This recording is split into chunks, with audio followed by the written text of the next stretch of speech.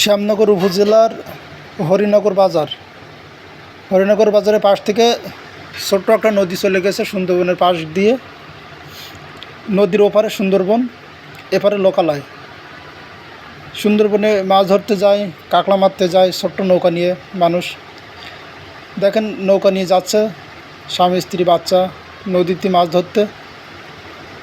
এই ছোট্ট নদী পার হয়ে মাঝে মধ্যে বাঘ নদীর এপারে লোকালয়ে চলে আসে এবং সামনে যে কুকুর গরু ছাগল যা পায় তা খেয়ে ফেলে এবং মানুষের বাড়িতেও হানা দেয়।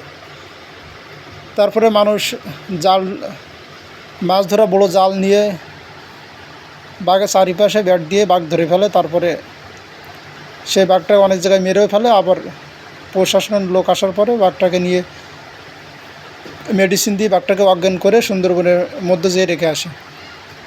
তো সেই জায়গায় এখান থেকে মাঝে মধ্যেই এই ছোট্ট নদী সাঁতরে বাঘ এই লোকালয়ে চলে আসে এবং গরু ছাগল কুকুর এগুলো সামনে পেলেই খেয়ে ফেলে এবং মানুষ পেলে তো খাই।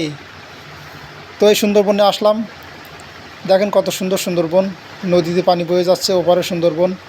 যত যাবেন তত গাছগাছালি, পাখি, বানর, হরিণ, বাঘ দেখা যায়।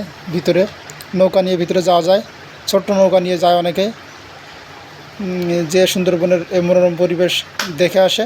আপনারাও আসবেন সুন্দরবন দেখতে। এই দেখেন এই লোকালয়, ছোট্ট নদী, এপার দিয়ে মানুষের বসবাস।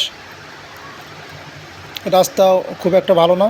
যখন বড় ধরনের কোনো প্রাকৃতিক দুর্যোগ হয় তখন রাস্তা ছাপিয়ে পানি বেয়ে লোকালয়ে প্রবেশ করে। তো এলাকার মানুষ খুবই সমস্যার মধ্যে থাকে যখন প্রাকৃতিক দুর্যোগ হয় তখন, এবং বাঘের ভয় তো থাকেই। তো বর্তমানে এখন সরকার কর্তৃক কিছু লোক পাহারাদার থাকে, তারা পাহারা দেয়। বাঘ আসলেই দূর থেকে তারা মেডিসিন দিয়ে বাঘকে অজ্ঞান করে পরে সুন্দরবনের মধ্যে যেয়ে রেখে আসে। তো এখন অনেকটা নিরাপদ, মানুষ ভালোভাবে স্বস্তিতে থাকতে পারে।